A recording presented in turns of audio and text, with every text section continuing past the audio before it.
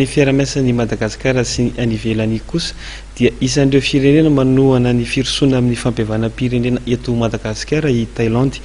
Nanamafy izany toerany manoloana ny toedrara eto amintsika izany consul général an'ity firenena ity, mitondra antsika ny fanampanazavana Vola Ravavy sy Tsirra Kotovarsan.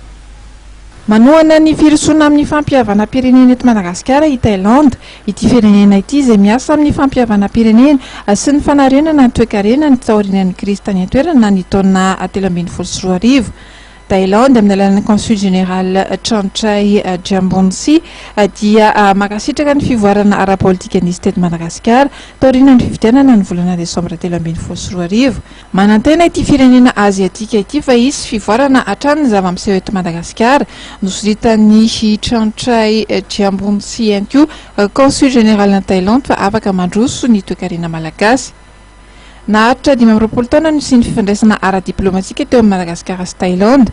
Misandraka amin'ny lafiny maro ny fiara-miasa izany, ka eo ny lafiny varotra, ny kolontsaina, ny fiara-miasa ara-teknika. Ankoatr'izay dia misy ihany koa ny fandaharana asa fampandrosoana izay rahana amin'ny Thaïlande anatin'ny politika initiative Thaï-Africa. On peut travailler ensemble directement. Oui. Nous avons beaucoup de projets. L'année prochaine. Et aussi nous avons le festival culinaire qu'on va faire toutes les années. Festival culinaire thaïlandais qu'on va organiser avec la coopération de Kaltan. Anisan'ny sehatra tena iasan'ny Thaïlande eto Madagasikara ny fitrandrahana sy ny fanondranana vato sarobidy. Ny Thaïlandais koa dia efa malaza amin'ilay fanaovana vato, vatosoa, ny taheria sy ny fikarakarana vato. Izy mampalaza azy indrindra. Ary fantatsika zoitsika ny tantara tamin'ny hoe hitan'ny jugement tao ilakaka dia ny Thaïlandais ny tena betsaka tany ka tamin'izay. Izany hoe tamin'ny fotoana izay tonga dia exportation tsy nitahena ilay vato fa tany anany. Raha ohatra mandeha makany Bangkok tsika na sahala amin'izany dia betsaka amin'ny vato avy aty amintsika tonga any dia any izy traiteny zareo.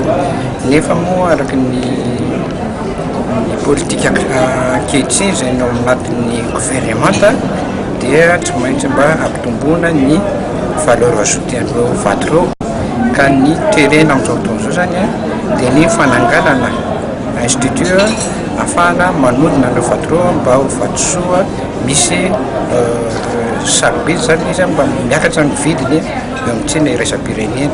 Izay zany tsy maintsy hojerevana miaraka amin'izy ireo Thaïlandais fa tsy mety intsony ty hoe fanondranana vato brut makany ivelany ity fa tsy maintsy mba atao ny traitement ny eto Madagasikara. Nankalazaina androany fa 7 taona nahaterahan'ny Bhumibol Adulyadej izay mpanjakan'ny Thaïlande.